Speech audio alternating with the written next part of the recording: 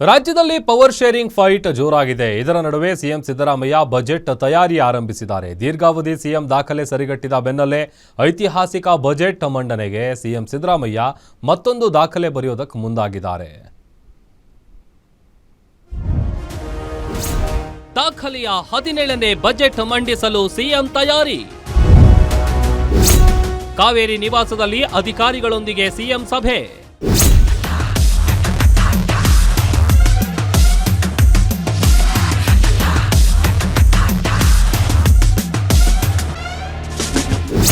ಮುಖ್ಯಮಂತ್ರಿ ಸಿದ್ದರಾಮಯ್ಯ ಅವರು 2026-27ನೇ ವಿತ್ತ ವರ್ಷದ ಬಜೆಟ್ ಮಂಡನೆಗೆ ಸಿದ್ಧತೆ ನಡೆಸುತ್ತಿದ್ದಾರೆ.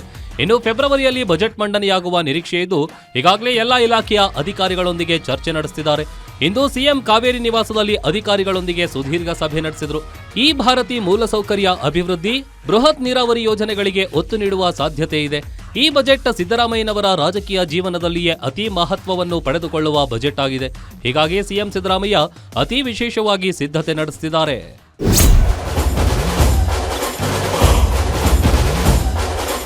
ಇನ್ನು ಕಳೆದ ವರ್ಷಕ್ಕಿಂತ ಬಜೆಟ್ ಗಾತ್ರ ಹೆಚ್ಚಾಗುವ ನಿರೀಕ್ಷೆ ಇದೆ. ಇನ್ನು ಈ ವರ್ಷ ಸುಮಾರು 4.5 ಲಕ್ಷ ಕೋಟಿ ರೂಪಾಯಿ ದಾಟುವ ನಿರೀಕ್ಷೆ ಇದೆ ಎನ್ನಲಾಗ್ತಿದೆ. ಇಂದು ಸಿದ್ದರಾಮಯ್ಯ ಕಾವೇರಿ ನಿವಾಸದಲ್ಲಿ ಆರ್ಥಿಕ ಇಲಾಖೆ ಅಧಿಕಾರಿಗಳೊಂದಿಗೆ ಸುಮಾರು 1 ಗಂಟೆಗೂ ಹೆಚ್ಚು ಕಾಲ ಬಜೆಟ್ ಪೂರ್ವಭಾವಿ ಸಭೆ ನಡೆಸಿದ್ರು. ನರೇಗಾ ಬಗ್ಗೆ ಸ್ಪೆಷಲ್ ಸೆಷನ್ ಕೂಡ ಗದಗ್ನಲ್ಲೇ ಇರ್ತದೆ. ಸೊ ಗವರ್ನರ್ಸ್ ಅಡ್ರೆಸ್ ಮತ್ತೆ ನರೇಗಾ ಬಗ್ಗೆ ರೆಸಲ್ಯೂಷನ್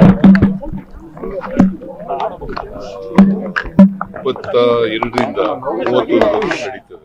ರಾಜ್ಯದಲ್ಲಿ ದೀರ್ಘಾವಧಿ ಸಿಎಂ ಸಾಧನೆ ಮಾಡಿರೋ ಸಿದ್ದರಾಮಯ್ಯ ಮತ್ತೊಂದು ದಾಖಲೆ ಬರೆಯಲು ಮುಂದಾಗಿದ್ದಾರೆ. ರಾಜ್ಯದಲ್ಲಿ ಅತಿ ಹೆಚ್ಚು ಬಾರಿ ಬಜೆಟ್ ಮಂಡಿಸಿರೋ ದಾಖಲೆ ಸರಿಗಟ್ಟಲು ತಯಾರಿ ಆರಂಭಿಸಿದ್ದಾರೆ. ಇದರ ನಡುವೆ ಗುರುವಾರದಿಂದ ರಾಜ್ಯದಲ್ಲಿ ವಿಶೇಷ ಅಧಿವೇಶನವನ್ನ ಕರೆಯಲಾಗಿದೆ. ವಿಶೇಷ ಅಧಿವೇಶನದಲ್ಲಿ ಕೇಂದ್ರ ಸರ್ಕಾರ ಮಾರ್ಪಾಡು ಮಾಡಿರೋ ಮನ್ರೇಗಾ ಯೋಜನೆಯ ಬಗ್ಗೆ ಚರ್ಚೆ ನಡೆಸಲು ರಾಜ್ಯ ಸರ್ಕಾರ ತೀರ್ಮಾನ ಕೈಗೊಂಡಿದೆ.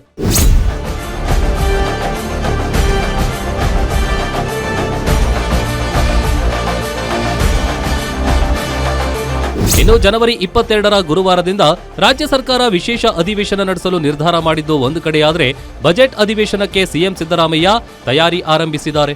ಹೀಗಾಗಿ ರಾಜ್ಯದಲ್ಲಿ ಜೋರಾಗಿ ಕೇಳಿ ಬರ್ತಿದ್ದ ನಾಯಕತ್ವ ವಿಚಾರಕ್ಕೆ ಸದ್ಯಕ್ಕೆ ಬ್ರೇಕ್ ಬಿದ್ದಂತಾಗಿದೆ. ಇದರಿಂದ ಸಿಎಂ ಸಿದ್ದರಾಮಯ್ಯ ಕುರ್ಚಿ ಸೇಫ್ ಆಗಿದ್ದು, ಬಜೆಟ್ ಅಧಿವೇಶನ ಮುಗಿಯುವವರೆಗೂ ಡಿಸಿಎಂ ಡಿಕೆ ಅಂಡ್ ಟೀಮ್ ಕಾಯಲೇಬೇಕಾದ ಅನಿವಾರ್ಯತೆ ಸೃಷ್ಟಿಯಾಗಿದ್ದಂತೂ ನಿಜ. Durgesh Nayak, political bureau, guarantee news, Bengaluru.